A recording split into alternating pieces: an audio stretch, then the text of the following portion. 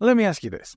Are you someone who is in a position of where you are either in the process of or thinking about at some point writing a keynote talk, a signature keynote talk, either as a professional speaker, as an unpaid speaker, or as part of your professional work?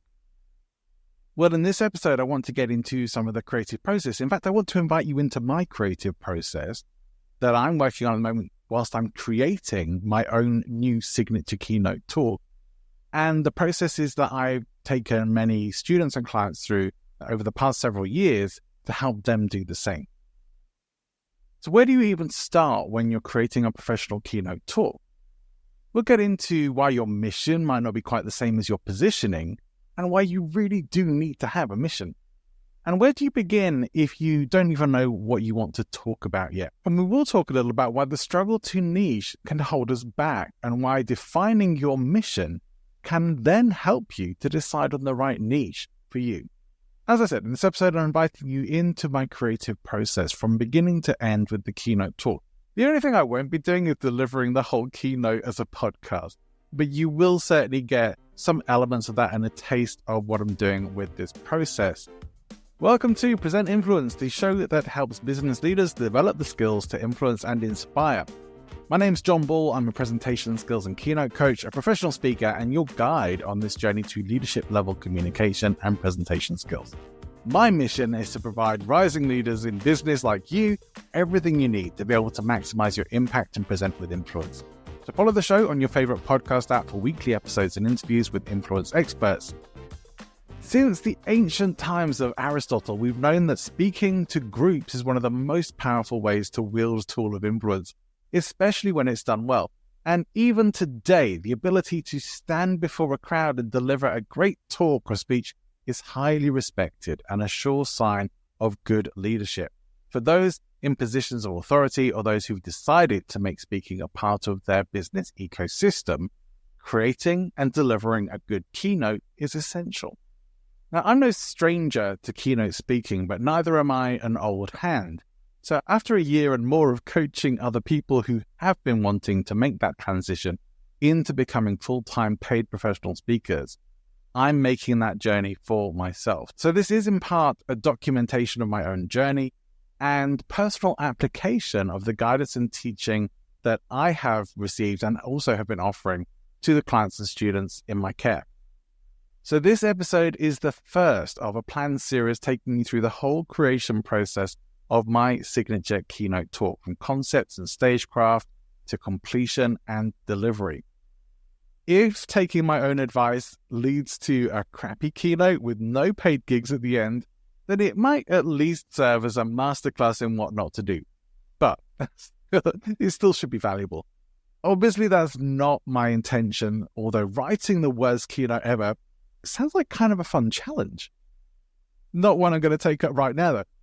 In my time working with the Speaker Lab, I came to understand the importance of positioning and creating a positioning statement.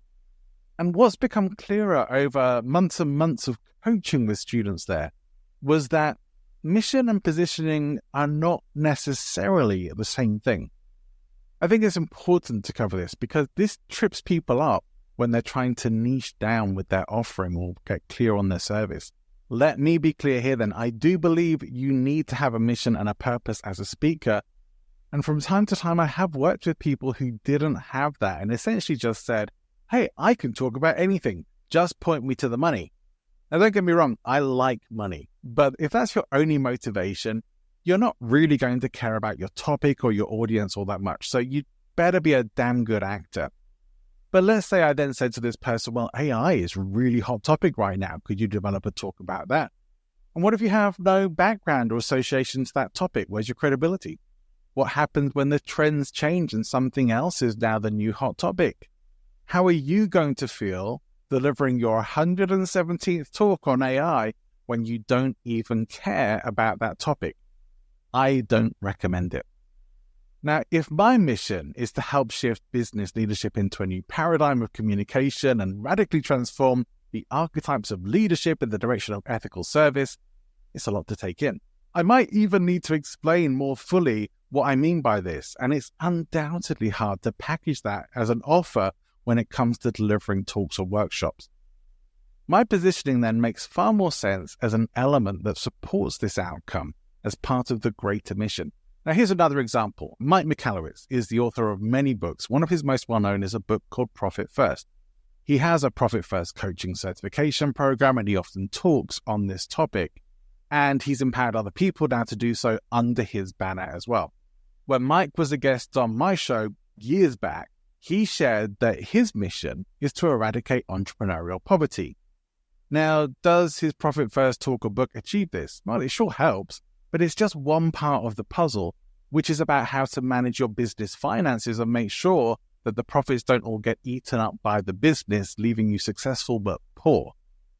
I do think it's important, if you are considering becoming a professional coach or speaker, or are already on that path, that you have a mission in mind. And it's not too late if you haven't already been thinking about this. Now, you don't have to share it with anyone, and it doesn't even need to be grandiose. It just needs to mean something to you. This becomes your big why. And let's not get too abstract here. A mission statement like "I want to help people" is perhaps a little too vague or unspecific to be all that useful. If we say we want to inspire people, I think maybe we're getting a bit closer to that. But if we say I want to help people who feel held back professionally by the fear of conflict, I think we start to get into something a little more specific that we can more clearly define and sink our teeth into. We can get more specific about the who that this is for a bit later on. Now, my positioning statement is not the same as my mission, as my personal mission. Having worked with many students on helping them develop positioning statements, I know that some people start out super clear and they know exactly what they want to talk about and even who they want to talk to. And others can take a while to get this figured out. Neither is wrong, it's just people in different stages and phases. I fall into the latter category myself, but I am lucky enough to have inside industry help to figure this out. So here's mine. I teach executive leadership teams the tools of emotional mastery so that they can maximize peak performance and show up each day with energy, heart, and resilience. Now, at this point, I have narrowed down the who that this is for, but I could probably wait till a little further down the line to do that if it made sense to do it, if you don't really have that clarity yet. But I've selected an element of the larger mission and ultimately part of my course content that I feel will make the biggest impact in the shortest time and be of the greatest benefit. My mission is going to be contained in everything I deliver as it's part of my values and my greater outcomes, but it's far less overwhelming and much more achievable to empower people with tools of emotional regulation and state mastery.